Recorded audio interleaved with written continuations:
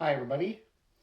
So I have a hardwood floor here that has a spot of glue where somebody, I guess they spilled some glue on the floor. Looks like it's been here for several years and they never cleaned it up. So today I'm going to clean it off using a hairdryer and a 1-inch spackle blade. So basically I'm going to use the hairdryer to warm up the glue and then use the blade to gently scrape it from the floor. So let's get started.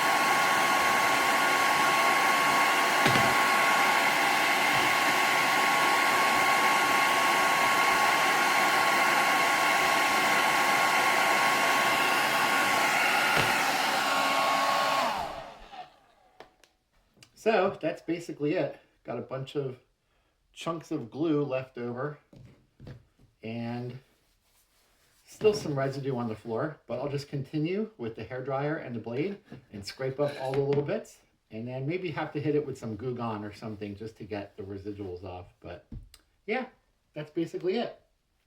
So there you have it, using a hairdryer and a blade to remove glue from a hardwood floor. Pretty cool. Well, if you have any questions or any comments, post them below. And thanks for watching. If you like my videos, please give a thumbs up and please subscribe.